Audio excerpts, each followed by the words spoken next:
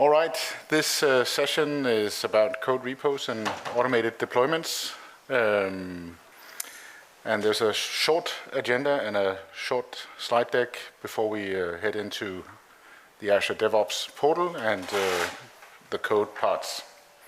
So a little introduction, setting up Azure DevOps, creating code, creating a pipeline, how to create a branch, what's it good for, creating a pull request, and that's where we learn how to eat soup with the wrong end of the spoon in terms of terminology and who's pulling and pushing and so on. And finally, we will be creating a release and seeing how we can roll back the code that we just released if there are any errors or bugs that we identify in there. Finally, time for questions, perhaps, but we also have an online audience. Questions will come in during the session, and I'm happy to take questions during the session, so just please raise your hand if you have any, and if I'm not explaining things good enough or well enough, then please just ask away. All right, a little bit about me. Jens from Denmark, Copenhagen. I'm head of DevOps in CatMan Solution. I've been a programmer for quite some time. I started out on a ZX81, which is kind of a small lunchbox, 86 processor years ago. I moved into the BI space in 2003 and have been doing that since then. I've been working with point of sales data for 10 plus years in the same company. I'm a data platform MVP, and you can reach me at this email address, or I'm happy to hook up at LinkedIn and you can find me there if you have questions.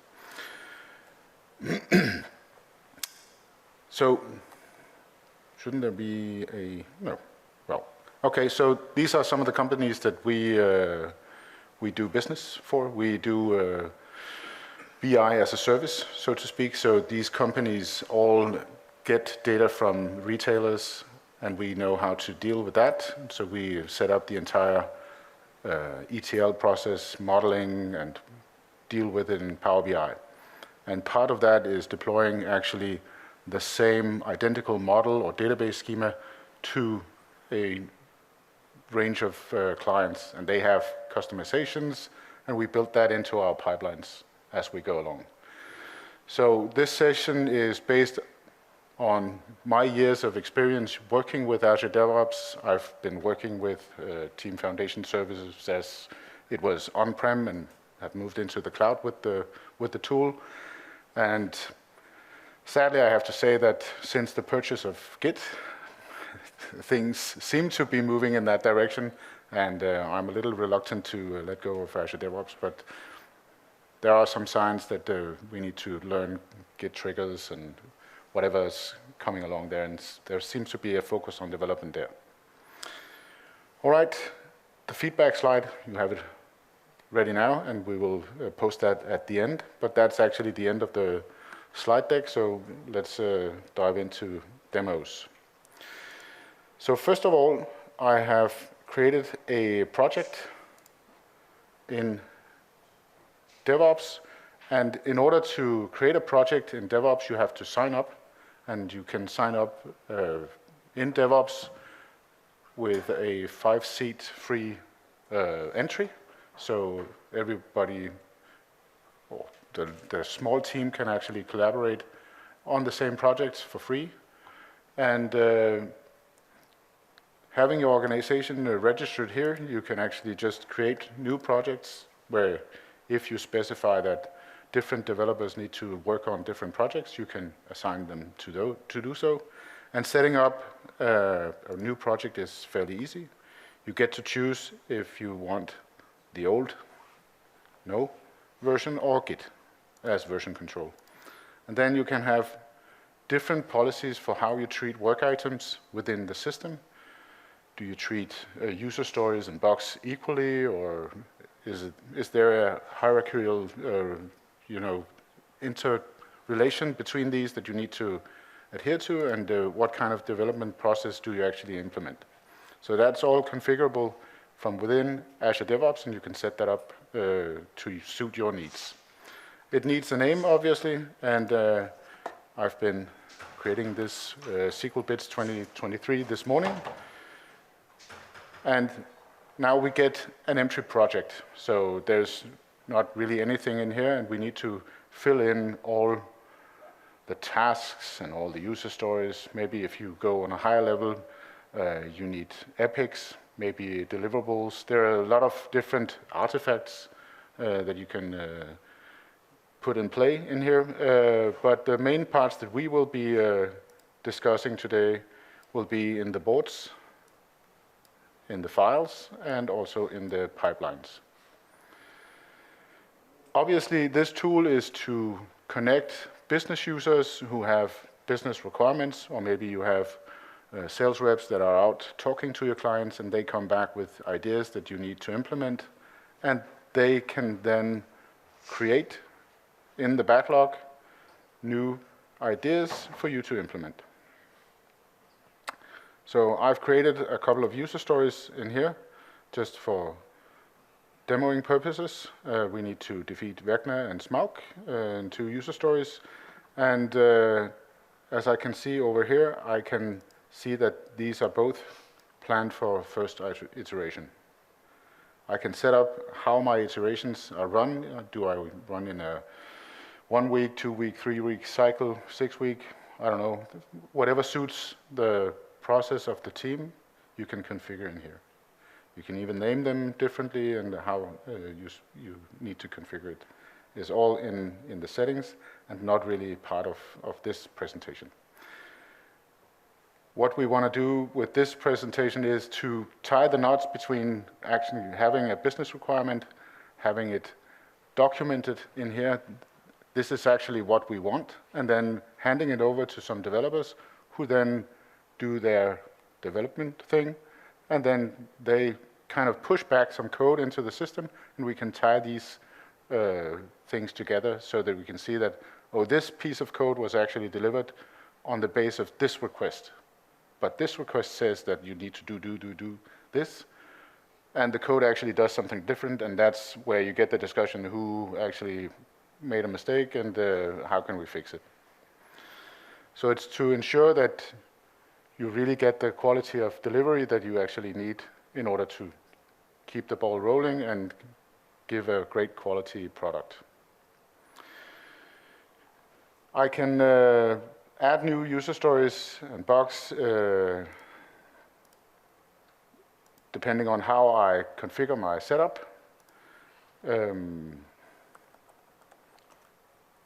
I can defeat, let's say, Teletubbies in here, and I need to fill in some requirements within a user story. So that also depends on what you set up as requirements. You can see these red marks over here. That means that it's mandatory to actually, in our corporation, to assign a classification. I need to assign this user story to one of the departments in the business. So once I do that, I say this is a request that is coming from development, and I also need to assign that to a specific user. So I am now the owner of this new user story, which in our company means that I am responsible for bringing the content of this user story, and also responsible for, when it's released in production, that the code that is running there is actually the same as, or the equivalent to, what I actually required in the user story. And to do that, we have 2 elements within here. We have a description, which is the basic traditional, as a blah, blah, blah user, I need blah, blah, blah, so that I can blah, blah, blah. You can read up on how to formulate these descriptions as specific personas within the corporation online, and there's plenty of resources to do so. That's where the description goes. So the more important part maybe is the acceptance criteria, where you kind of ensure that the developer can actually test that their code can meet certain requirements. So for instance, I need the button to be blue, then you would have to have that as an acceptance criteria. I can only accept the solution if the button is blue, right? So there's no delivering a red button because obviously it has to be blue. So you can discuss these acceptance criteria and the developers can easily test their code, comparing it to these acceptance criteria. So a description is a description of the functionality and the acceptance criteria is more of a technical requirement. Once you have all of this, we tend to let the developers add related work. So within a user story, you have tasks. So developers try to break the user story down into specific tasks. Okay, if we are to deploy this new web application that has to have a menu and some content, I need to build a menu and I need to build some content. So that would be 2 tasks. Maybe deploying is a 3rd task, and they break that down into how long do they think, or how big of an effort is it to actually complete these tasks. And that all winds up in a story point in here that is an expression of the efforts to deliver this required user story. And that's used for prioritization later on, because everybody can say that they want A, B, and C, but when they know that it's going to cost 3 weeks of development, maybe they reconsider, right? So creating a task from within here, actually, I have to save this first. A new task in here needs to be a child link type, and work item task that is what we want. And I'm just going to name this new task, and I can click that. So we see that it inherits the iteration that the user story is in, so it's inheriting a lot of stuff from the user story tags and so on. So it's easier if you go by that way, but sometimes there's an Excel plugin, and if you need to create a lot of tasks and user stories, that's an easier interface. You can open it up in Excel and add your elements in there. With us, we have to put in an original estimate, what's the effort it takes to actually complete this task, and also how much of that is remaining. And that's something we use for planning along in the sprint that we run. So saying the original estimate was 3 hours, and we have 2 remaining, and completed was 6. Maybe there's something fishy with this task. And maybe we need to find out to reprioritize some other work that we need to do. But the remaining item of this is actually developers' way of flagging things that are maybe not well defined up front. The developers can then add in a description of what they are actually intending to do in this task. And most of the time it's see description and user story. Because yeah, it's really hard to get a good, decent work ethic around these tasks if you're not helping all the time. So I can't really save this before I put in these estimates, and also I need to put in a description. So now I'm just going to do what you shouldn't do, just a dot. Save and close, and now we can see that there's a child related to this user story. So we have various number of states depending on where this user story is in its life cycle. So we go from new to in design is where developers are working out how to actually implement this feature or piece of code, until it's committed to a sprint. Before that, it's actually approved, but we can't see that because you can also control which state can lead to what state within DevOps. So you can actually force people to, go the right way around. From committed, it's possible to actually implement it in a sprint, so we can plan with, restricting developers' resource utilization, and that we can all track from the backlog and also the sprint backlog. So the backlog out here is the entire backlog that we operate on, and it's only actually showing you active items. So user stories that have been completed or in the state complete will not be shown here. So it's actually helping you to focus on the next things that you are going to do. For each sprint, there's a sprint backlog, and you can see that in a number of ways. Let me just get that right. There's a task board. So if we had tasks for all of the user stories, we would see those. And also the swim lanes that we have designed for this particular project. We have new, design, approved, and closed, I think. Or we have them all. Yeah, so you can design that up front, so you maybe have not started, active, and closed, or something like that. This is just out of the box setup, but I can actually move these around. So you can see that I'm prevented. I cannot set a task in design, but because I have that restriction, but I can set it active. That's a valid state for a task. And I can also set it closed if I want. But now I'm actually forced to say that I have completed some work in order to close it.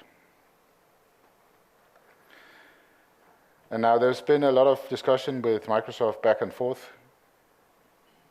I would really like this state on the user story to change whenever something in its hierarchy changes below.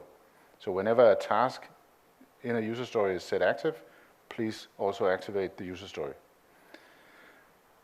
Whenever the final task is closed, please set it to this particular state, resolved or closed or whatever.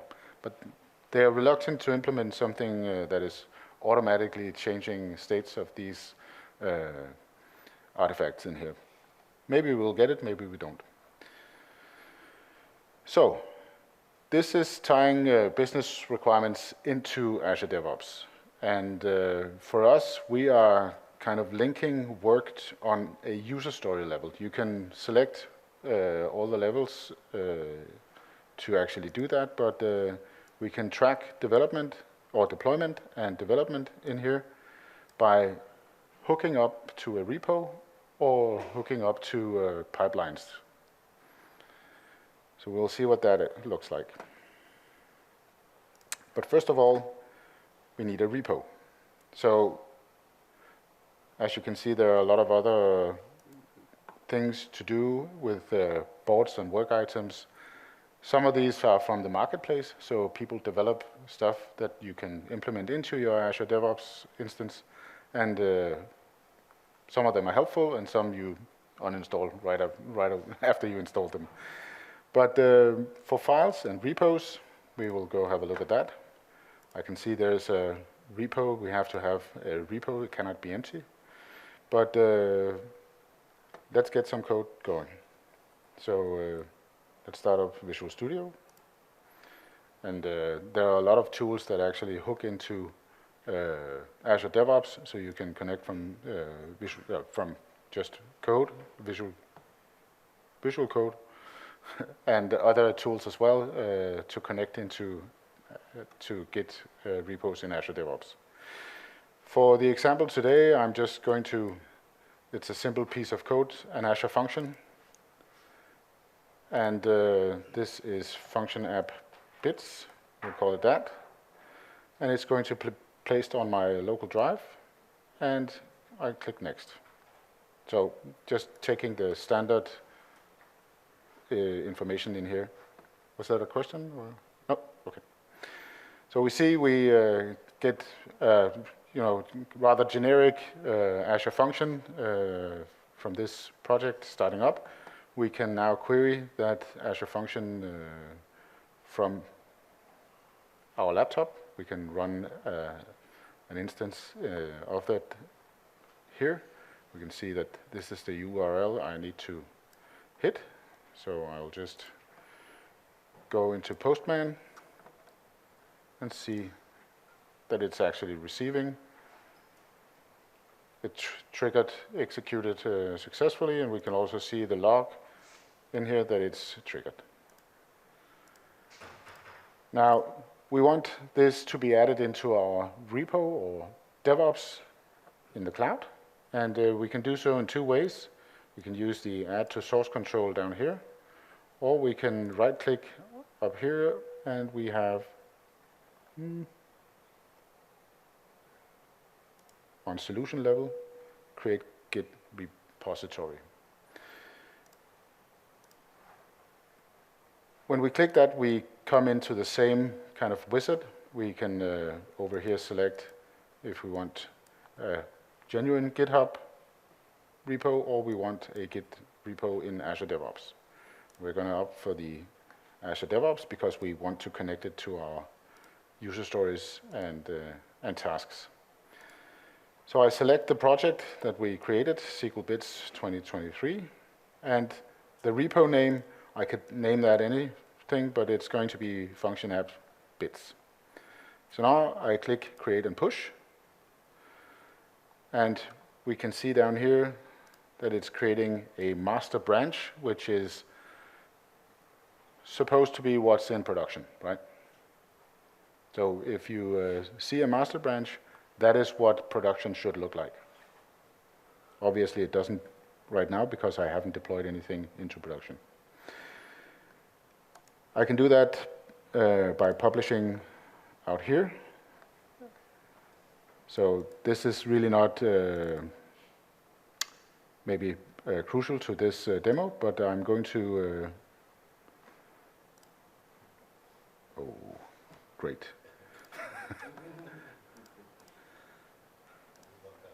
I can't access my account. Why is that?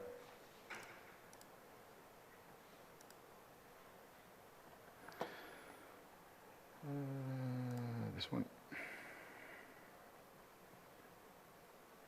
So it's not really essential to the demo, but it is that I need to be able to sign in here and select where I need to deploy this. So let me see, we can maybe take this, and yes. Or maybe I can create a new.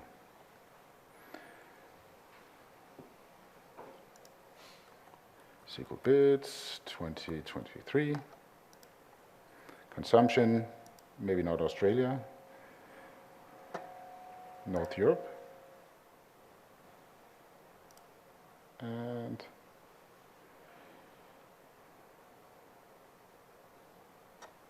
let's just go with that.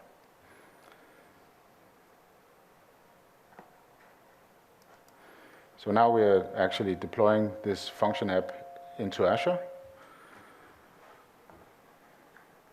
And while we wait for that, we can go and have a look. There should be a new repo in here called function app bits. And now I can go about it two ways with this repo. I could either say that in my sprint, I have my defeat Teletubbies, and I can add a link to that repo, to a specific branch or build or something else. And I want it to be the repo function app bits and the master branch in there. So now I can see that any changes that was made will pop up in here in the user story, so business users can check that there is actually progress without looking into the code, right? So now I have that reference between code and user story. Let's see how we're doing with the function app. No? Yesterday, I had a pre-con on West Europe and found out that West Europe was actually very, very poor performing. So it took about 15 minutes to deploy anything, but luckily we got through here. So now we're actually deploying that web app into Azure, or we are creating the landing spot for publishing that, and now we're publishing it. So now it's actually going to be a true production function app that we are running.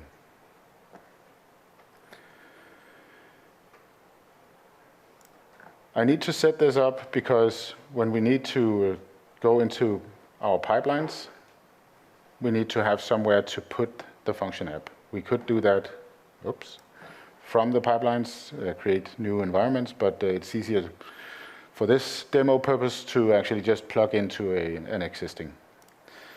So with pipelines, there are two types of pipelines, so to speak. So there are build pipelines and release pipelines. At least naming-wise, there have been a bit of a confusion between releases and pipelines over the years, but now it's called pipelines, and pipelines are for building stuff. Releases are for orchestrating the release of multiple repos into a single release. So creating a pipeline is creating YAML behind the scenes. And if you're new to YAML, you would want to go the wizard way, because figuring out how to do YAML via Notepad may be not the best idea. It's very sensitive to spaces and tabs and so on, so it can become quite tricky. So we are going to look into our Azure Git repo, select the function app, and we have some pre-configured pipelines that we can hook into. So this is a .NET Core function app for Windows. And now it's actually going to create the YAML behind the scenes when we get these subscription loaded.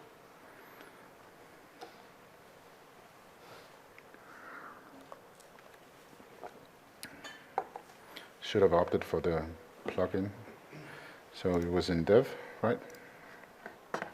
And now we need to set up a connection between Azure DevOps and the dev environment or dev subscription I have in Azure. So that needs to be connected via a service principal type thing.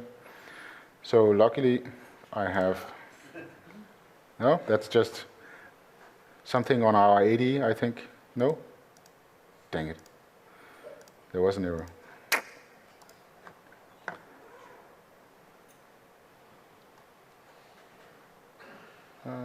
Let me see. It's because I'm picking the wrong one. This one. This development, not the other development.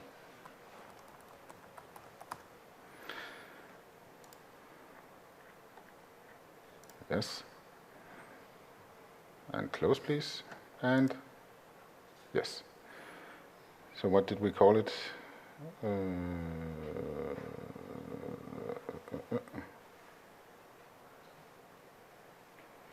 Didn't we put it in here? Or it's not deployed yet, maybe?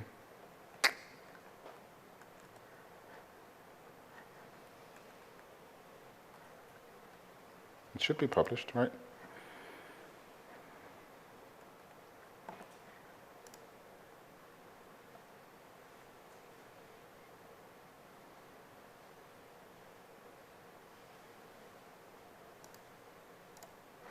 Okay, I'm just gonna start all over because this may not be loading fast enough.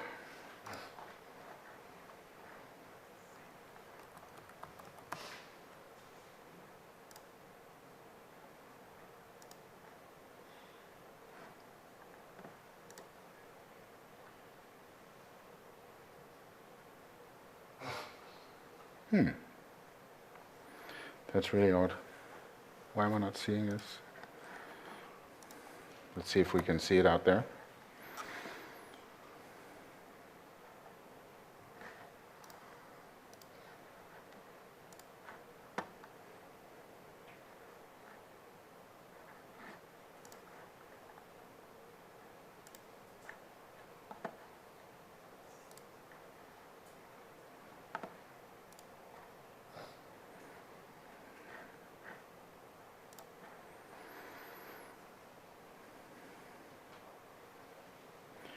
Which one did I pick? Did I pick this one? Oh, I can see that in the project actually.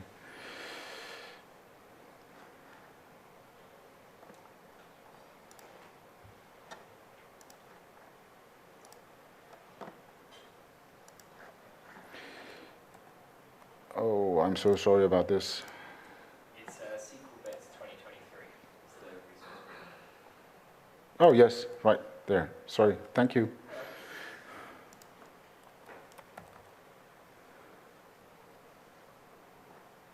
There we go. So there should be an endpoint here. And there is something running, and we have a function. No? Yes, function 1.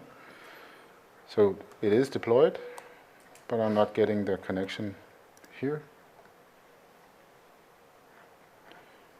Why is that? This function app should turn up in here, but it's not.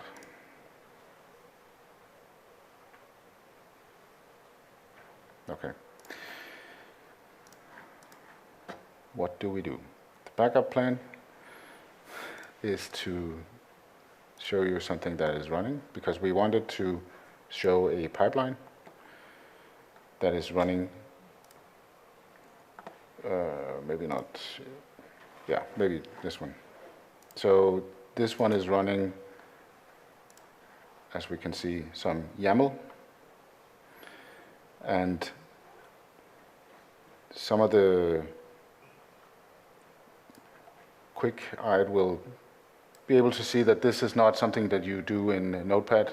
You get assistance to do this, and also this is a matter of trial and error. But we can see that there are some different tasks in here, and some are pre-built, like the PowerShell version 2, where you can execute some PowerShell. And what's actually going on behind the scenes is that we are powering up. Let's see if we can see the output of this.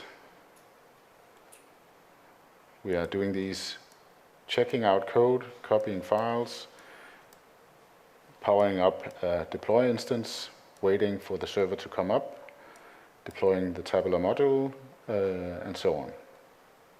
So this is just to get our piece of code released into an Azure service. So imagine we had a connection to the function app, and we could actually deploy that via this YAML code.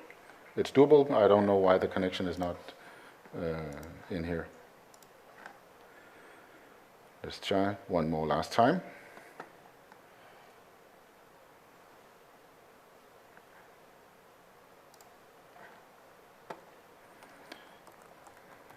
And you have to have some permissions, elevated permissions to create this connection. No. Okay. So once we have that set up, this pipeline, this actually creates an artifact. We can see that there's one published here.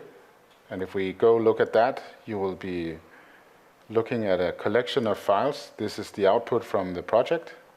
And what's important for this project is this model.bim, which is the tabular model design, if you will. And inside of that is all the code and we can pull that down if we want to and look at it and see how it's done. It's JSON, but we use it in the release pipelines that we create afterwards. So this build in here, as we can see, let's see the definition again on some of these, have triggers. So this one is triggered only when code is pushed into master, and it excludes YAML definition files. So YAML definition changes does not trigger this pipeline to run. So anything else, any other code changes in here will trigger this build to run. And once we have that build run, then we can, in the release, if we look at the release pipeline here, we can hook up to an artifact, which is the one built artifact that we just looked at.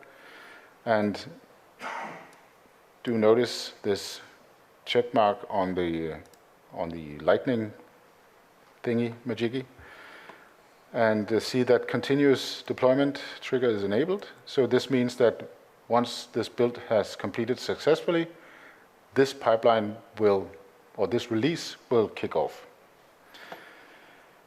I have some other artifacts in here as well, a tabular deployment script that is not set to trigger any deployments. So any deployment script changes will not trigger this release. So it's important that the code that I want to release can trigger this, but how I release it is not triggering a new release to 70 clients. So I can also see that for this particular release, I need it to be a pull request. And we'll get back to pull requests in a short while. So the important part in here, and this is more of a visual oriented tool, you can have different stages for your artifact. And note again that we have one artifact from the left side that we're carrying through all of the stages in our deployment. We're not tapping into another version in the repo or something like that. We're taking that one piece of code and transporting it through all the stages. In each stage, we can identify here, is it after release of the artifact? Yes. Does it have to be a pull request deployment? Yes. And we can set up gates and all kinds of stuff in here. We can set it to run on a schedule if we want to, and so on. We can even have pre-deployment approvals, so people will be notified. They have to approve that this is actually going to go into production. They receive an email with a list of user stories that were affected and is part of this pull request, so it should be identifiable to them what they are actually accepting to go into production. But the main part of these stages will be down to tasks. So in this, as we can see, before we deploy anything into production with our tabular model, in this case, we actually power up, and in Azure Analysis Services, they are quite expensive, so we only power it up once we deploy. And then we deploy a test model on that and do some testing. Actually, we spin up a serverless database behind the scenes so that it's possible to process the tabular model. And then we do some testing on the tabular model, and then we shut down the Analysis Services instance afterwards. So once this has run, we can progress into the next stage. And this stage has equal settings. You can set up that this has to be a pull request. You cannot just push from that stage into production.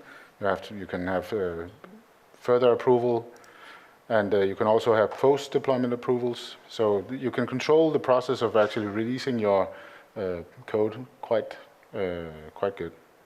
And as you can see in here, the tasks for releasing into production is completely different. So it's just, let's get it into production. We're confident that this code is actually runnable. All right, so pull requests. That's the final item for today. Pull requests, something changed in, let's get to the SQL bits. I need to be in the project. Boop. And if I do a change in the code down here, so like this, I can see that there are some changes in my code and I can push that up, or I can begin with committing with a comment, and now I'm committing to my local repo on my local laptop. So that went well, and now I can see that the little icon down here says 1.0, which means that I can now push that change into my repo. So now I'm pushing, and it's set up here, successfully pushed to origin master. Now we can go and see the code out here. See if the code is changed. Yes. Now it's named EAMark. So moving between branches, creating a branch is fairly easy, but managing branches afterwards, that's where the hard part comes in. I can create branches remotely or locally. So if I were to create a branch out here, let's copy, this one. New branch, development. Based on master, I have no other. And I can also relate it to a work item. So now I created this, and when we go into our sprint,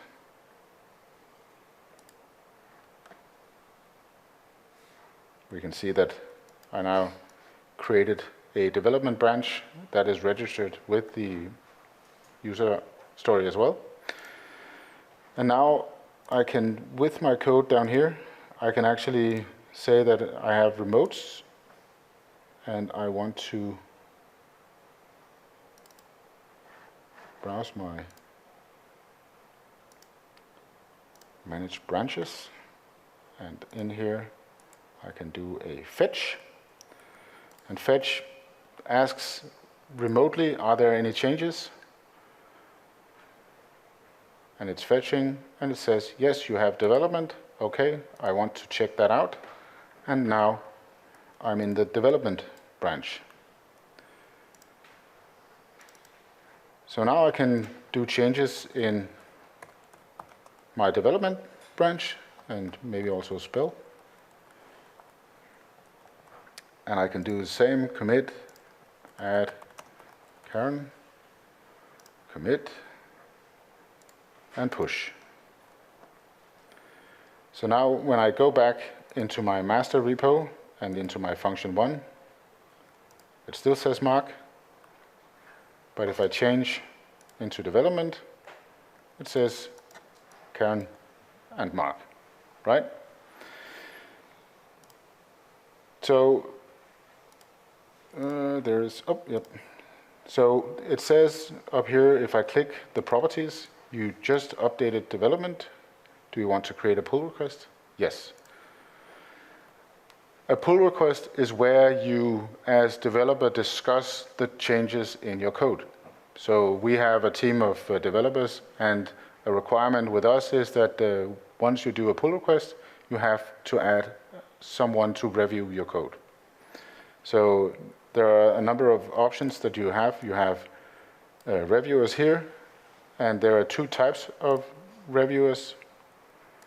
There's optional reviewers and required reviewers. So the developer can upfront say that I want this other developer on the team to actually review this because I know he or she is really good at that. So I could set in that Eric will be reviewing that I added Karen to this pull request. I could also go and look what are the files that are changed, and this is actually what they will be seeing, the changes in the code. So I can see red is deleted or changed, and green is what is added, right? I create this pull request, and now I'm waiting for Eric to actually accept this before it's completed. And once it's completed, I can either wait and set it autocomplete, so at the moment Eric is accepting the changes, it's going through, Or I could, in this case, just complete it. Override, oops, I can't do that. There is a setting, no, I can't really do that, so I can remove him and complete, yes.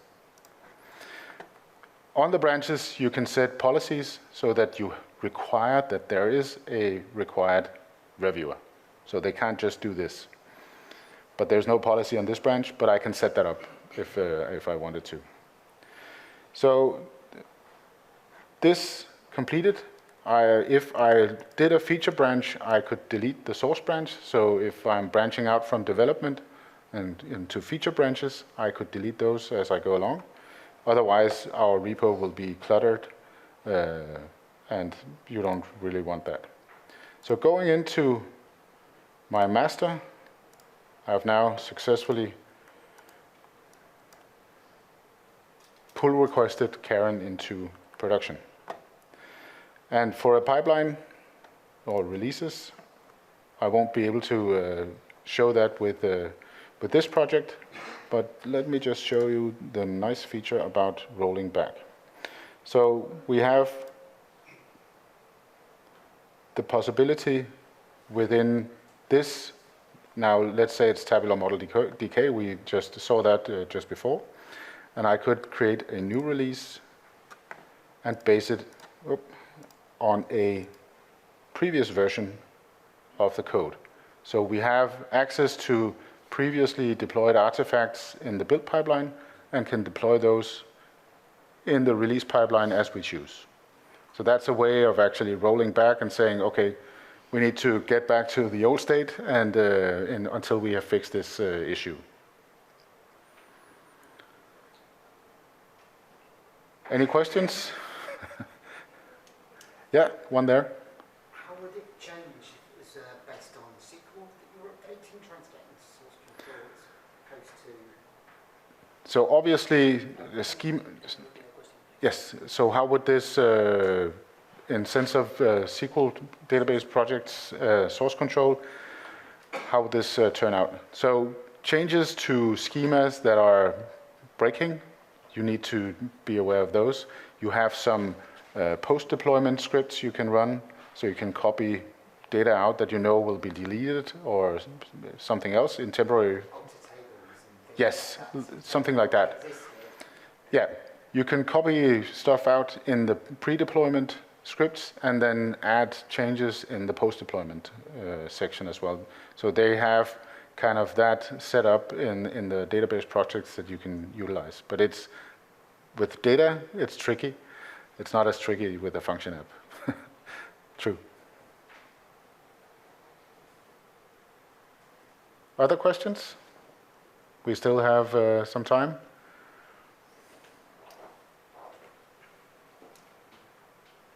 Nope. So I'll just be quickly showing you that you can, in these releases, have tests run that will display charts and overviews on how these tests were run. And they support a number of different formats. So NUnit tests, maybe you know some of them. They are supported within the system, so you can have a beautiful overview of all of your tests, the ones that succeeded and the ones that failed. So that's also a possibility to do in here. And that you can also have that summarized into your dashboards. So that's something that you could generate the overview of how is the project coming along. All right, I think I'm giving the sign time, so I think time's up. And thank you for attending.